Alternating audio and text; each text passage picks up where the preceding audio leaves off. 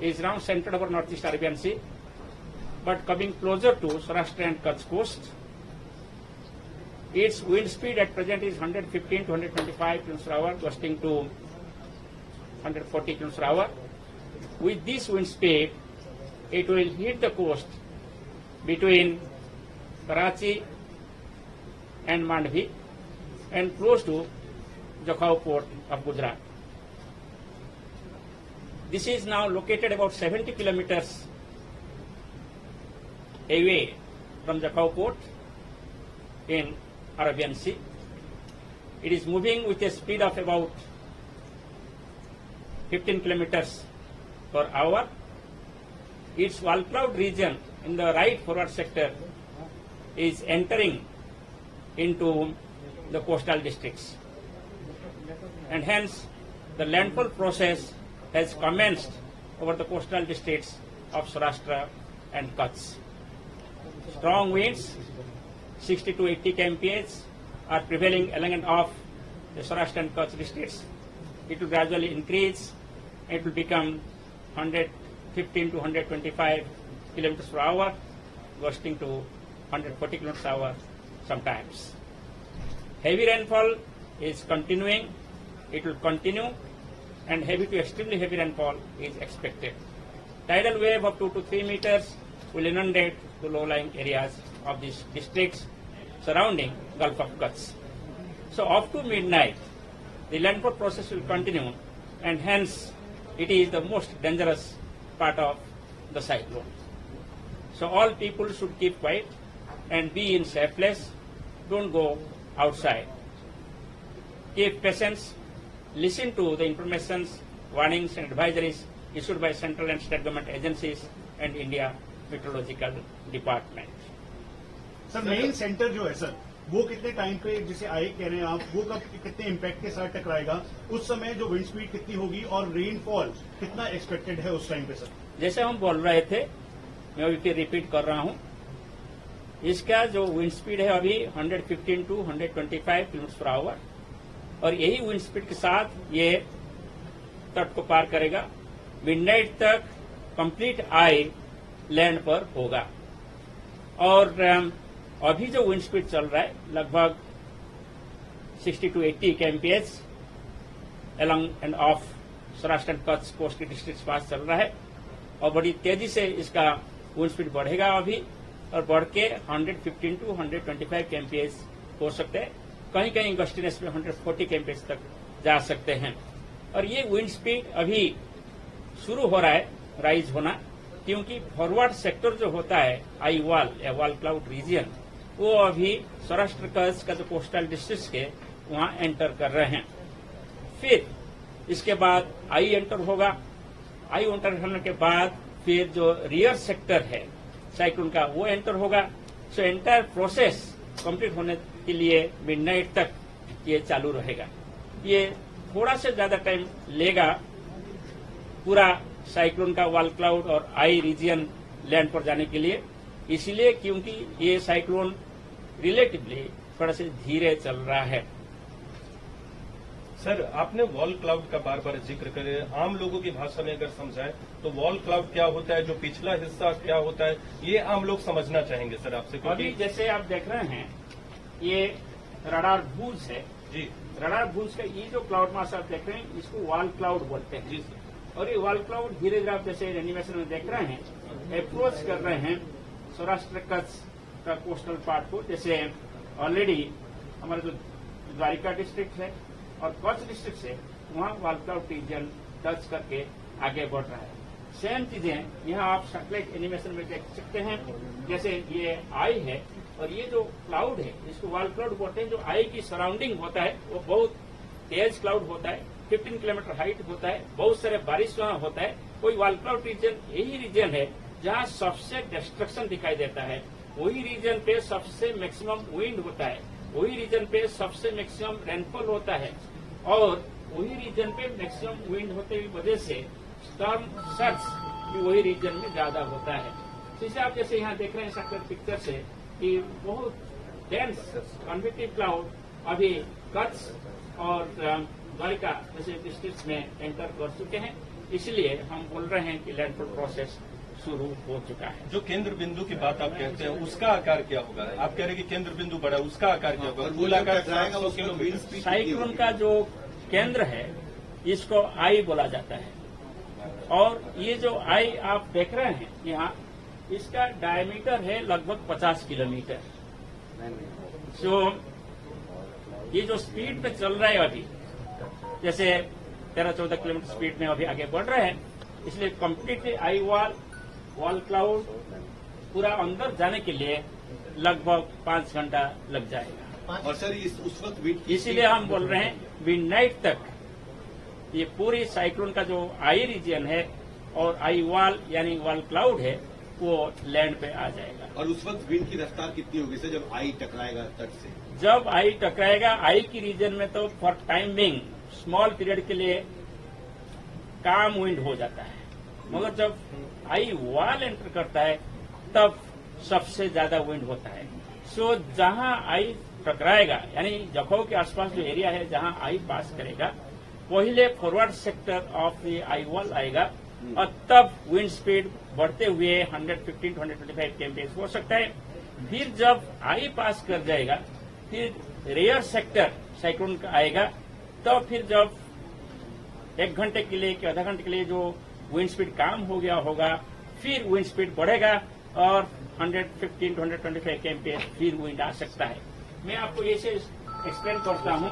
जो अभी ये वॉल क्लाउड अप्रोच कर रहा है कच्छ कोस्ट की तरफ, यहाँ पे विंड स्पीड बढ़ रहा है और ये विंड स्पीड का डायरेक्शन यही होता है कि ईस्टर्ली डायरेक्शन से जाकर वेस्ट की तरफ विंड जा रहा है। अभी जैसे ये मूव करके यहाँ तक आ जाएगा लैंडफॉल के टाइम, तब यहाँ विंड काम हो जाएगा, नहीं तो वेरी स्लो हो जाएगा विंड, जैसे 5 to 10 kmph। इसके बाद ये जो रियर सेक्टर है, ये रियर सेक्टर यहाँ आएगा, फिर हेवी रेन शुरू होगा और फिर स्ट्रांग विंड भी शुरू होगा। इसीलिए जब ये आई पास कर रहा होगा तब यानी कभी भी कोई भी व्यक्ति ये महसूस करे कि ऑल ऑफ ए सडन बारिश बंद हो गया, नहीं तो all of a sudden wind बहुत कम हो गया, ये मत सोचिए कि साइक्लोन डिसिपेट हो गया। मगर साइक्लोन का आई आपका रीजन ऊपर जा रहे हैं, ये बड़ा डिस्ट्रक्टिव है। आपको वेट करना है जब तक इंडिया मेट्रोलॉजिकल डिपार्टमेंट ये नहीं बोला है कि साइक्लोन कंप्लीटली अंदर चला गया, तब तक आप सेफ प्लेसेस में रहिए, साइक्लोन शेल्टर के अंदर रहिए, बाहर मत आइए। सर क्लाउड वॉल और आई का जो जिक्र किया, कितने घंटे तक लगभग ये कच्छ और जकाऊ के इस रीजन में रहेगा? इसका इम्पैक्ट क्या होगा? कितने सेंटीमीटर जो रेनफॉल है आप वो एक्सपेक्ट कर रहे हैं? यही बात मैं बार बार बोल रहा हूँ, 5 घंटे मिडनाइट तक इसका असर रहेगा पूरा आई वॉल आई पास करने के लिए। और इसमें heavy to very heavy rainfall होने के साथ साथ कहाँ एक्सट्रीमली हेवी रेनफॉल यानी 20 सेंटीमीटर से ज्यादा बारिश हो सकता है। और इसके साथ साथ जैसे यहाँ विंड ऐसे जा रहे हैं, अभी साउथ से नॉर्थ विंड टकरा रहे हैं कच्छ में, वहाँ समुद्र का जो पानी है टाइडल वेव के हिसाब से जो लो लाइन एरिया है कच्छ में और द्वारिका में या मोरबी में और जामनगर डिस्ट्रिक्ट में, यहाँ इनंडेशन कर सकता है। और सबसे ज्यादा इनंडेशन कच्छ एरिया में हो सकता है जब ये पास करेगा। और हमारा पूर्वानुमान जो है वो है 2 से 3 मीटर हाइट का सामुद्रिक लहर आ सकता है और इनंडेशन करा सकता है। सर आपने कहा कि जब केंद्र बिंदु पास होगा, जो आई है 50 किलोमीटर जिसका डायमीटर आपने बताया, तो वो जब पारित करता है तो उसका एक सबसे इम्पोर्टेंट फीचर ये है कि तब हवाएं कम चलेंगी या बारिश नहीं होगी। वो कितना, उसका डायमीटर क्या होगा जो आप कह रहे हैं जब ये आई पास? एरिया कितना होगा? देखिए साइक्लोन मूव कर रहा है ना, जब ये तट को टकराएगा, ऑल ऑफ ए सडन जो अभी हैवी रेन और स्ट्रांग विंड चल रहा है वो कम हो जाएगा।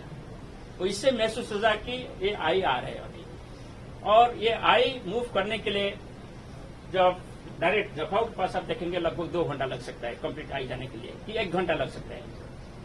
फिर इसका जो रियर सेक्टर है जो आप देख रहे हैं यहाँ, ये फिर आ जाएगा कच्छ डिस्ट्रिक्ट के ऊपर, और जब फिर रियर सेक्टर आएगा फिर विंड डायरेक्शन जो अभी ईस्ट से वेस्ट विंड था, अभी विंड वेस्ट से ईस्ट हो जाएगा, मैंने ऑपोजिट विंड हो जाएगा। सो जो पेड़ पहले घिर नहीं रहा था अभी वो पेड़ घिर जाएगा, जो मकान टूटा नहीं था अभी वो मकान टूट जाएगा, क्योंकि अभी ऑपोजिट विंड से सेम स्पीड से विंड आ रहे हैं, इसीलिए जैसे धक्का लगता है इसलिए इसका नुकसान हो सकता है। इसलिए जब आई टकराता है जो एरिया में आई पास कर रहे हैं वहाँ 2 बार आई वॉल आ रहे हैं, इसलिए वो एरिया सबसे ज्यादा खतरनाक है और डेंजरस है। जब आई टकराता तस्वीरों में है जो दिखता है सर, वो साइक्लोन जिस तरीके से मूव करता है, उसी को आप कह रहे हैं आई वही सबसे ज्यादा इम्पैक्ट है। मैं आपको आई दिखा रहा हूँ ना यहाँ, हाँ। ये आई है, जहाँ आप व्हाइट दिखाई दे रहा है ना सर्कुलर, वो आई है। ये जो रीजन आप देख रहे हैं ये आई वॉल है। सर आपने ये भी कहा कि जब केंद्र बिंदु आएगा तो हवाएं नहीं चलेंगी, बारिश कम हो जाएंगी, और दूसरी तरफ ये भी कह रहे हैं कि बहुत सबसे हवाएं ज्यादा- रफ्तार सबसे ज्यादा, तो ये क्या कंफ्यूजन है? जब आई आएगा, आई जिस एरिया के ऊपर होगा, तब ऑल ऑफ ए सडन आपका विंड स्पीड कम हो जाएगा, बारिश भी कम हो जाएगा 1 घंटे के लिए, नहीं तो 1.5 घंटे के लिए। इसके बाद फिर जो पिछला हिस्सा आएगा साइक्लोन का, फिर ऑल ऑफ ए सडन आपका बारिश तेज होगा, हेवी रेन होगा, फिर विंड बढ़ेगा। इसलिए 2 बार जो एरिया जहां आई क्रॉस करेगा, माने सेंटर क्रॉस करेगा, वहां 2 बार ऐसे स्ट्रांग विंड हेवी रेन देखने को मिलेगा। सर आपने कहा कि अभी 70 किलोमीटर दूर जखाऊ पोर्ट या उस तक के से है वो, तो वहां पे पहुंचने में भी कितना टाइम उसके सेंटर को लगेगा? देखिए, जैसे पूरा जाने के लिए 5 घंटा लगेगा मैं बोल रहा हूँ, सो सेंटर एग्जैक्टली जाने के लिए 2.5 घंटा लगेगा। सर कितना स्ट्रक्चर डैमेज आप एक्सपेक्ट कर रहे हैं, क्योंकि आप जिस तरह की कंडीशन बता रहे हैं उससे सबसे ज्यादा डैमेज कोस्टल लाइन पे रहने वाले लोगों के घर और जो बाकी जो स्ट्रक्चर्स हैं उनको होगा, तो किस तरीके की हिदायत दी गई है फर्दर? देखिए, हमारा जो पूर्वानुमान है वो अभी भी जारी है। जो विंड स्पीड बोला था वही विंड स्पीड हम बोल रहे हैं। इसलिए जो स्ट्रक्चरल डैमेज होगा, हम पहले बोले थे, अभी वो जारी है। पास में कोई चेंजेस नहीं है, धन्यवाद। वही पास और सर अभी बात वही है, जब जोखाऊ के आसपास क्रॉस करके हम बोले थे, हम भी अभी यही एक्सपेक्ट कर रहे हैं कि कराची और मांडवी के बीच में जोखाऊ के आसपास ये तट को पार करेगा। एंड सर अभी आप बोल रहे हैं कि आई ऑफ द साइक्लोन में स्पीड 15 किलोमीटर पर आ रहा है, इससे साइक्लोन का जो फॉरवर्ड मूवमेंट का स्पीड है लगभग 12 to 15 किलोमीटर पर आवर। अभी है, but I of this cyclone when जब वो हिट करता है कोस्ट पे, देन इन द आफ्टरमैथ सबसे ज्यादा डैमेज होता है उससे, क्योंकि पीछे से जो विंड्स है वो आती है और फिर हवा टकराते हैं 2 डायरेक्शन। इसका मतलब नहीं कि आफ्टरमाथ जो आता है इसमें ज्यादा विंड स्पीड होता है। आप एक पकड़ लीजिए, एक बैम्बो है यहाँ, फॉर एग्जाम्पल बैम्बो स्टिक है, आप इसको निकालना चाहते हैं, आप क्या करते हैं, इससे झुकते हैं ऐसे, फिर ऐसे झुकते हैं ऑपोजिट डायरेक्शन में, जैसे कि सॉइल के साथ वो जो जुड़े हुए हैं उसे लूज हो जाए और आप निकाल सकते हैं बैम्बो को। यही होता है। जो पेड़ है, पेड़ अभी जब फॉरवर्ड सेक्टर आ रहे, इससे वेस्ट विंड ब्लो हो रहा है, तब पेड़ वेस्ट की तरफ बेंडिंग होगा, मगर शायद गिरेगा नहीं। मगर जब रियर सेक्टर आएगा और विंड डायरेक्शन चेंज हो जाएगा वेस्ट से ईस्ट, सो फिर वो पेड़ ईस्ट की तरफ बेंडिंग होगा। इस तरह जो पेड़ फॉरवर्ड सेक्टर में नहीं घिरा होगा, शायद रियर सेक्टर जब आएगा तब गिर सकता है। ऐसे ही हालत हो सकता अच्छा, है। इसलिए डैमेज ज्यादा होगा। इलेक्ट्रिक पोल्स, इसलिए जब आई ऑफ द स्टॉर्म जब इसीलिए जो एरिया में आई जाएगा उस एरिया में ज्यादा डैमेज हो सकता है। यानी जो 50 किलोमीटर से 100 किलोमीटर जो डिस्टेंस है, जैसे जोखाऊ के पास जाएगा तो जोखाऊ से 50-100 किलोमीटर दूर तक दोनों साइड पे ऐसे डिजास्टर सिचुएशन बट देखने को विंड मिल स्पीड विल सकता बी है। Average 115 to 125 that you Yeah, that is the maximum wind speed what we have predicted. वो है 115 to 125 kmph, gusting to 140 kmph। Gustiness सभी जगह में नहीं होगा, कहीं कहीं 140 kmph गस्टनेस में मैक्सिमम विंड हो सकता है। वो टेम्पररी विंड होता है, पर इट इज वो नॉट किस फेज में सस्टेनेबल। होता है? हाईएस्ट विंड साइक्लोन के हम्म। 4 घंटे लैंडफॉल चल रहा है, हम्म। तो विंड स्पीड जो आप बोल रहे हैं 115 to 125, गस्टिंग टू 140, नॉर्मली किस समय में होता है वो 4 घंटे के लैंडफॉल प्रोसेस के दौरान? देखिए, जब फॉरवर्ड सेक्टर में चल रहा है तब तो विंड ज्यादा होगा, तब लैंड इंटरेक्शन भी शुरू हो जाएगा, सो धीरे धीरे वीकनिंग भी शुरू होगा। सो पहला पीरियड में ज्यादा विंड स्पीड रहेगा। हम्म।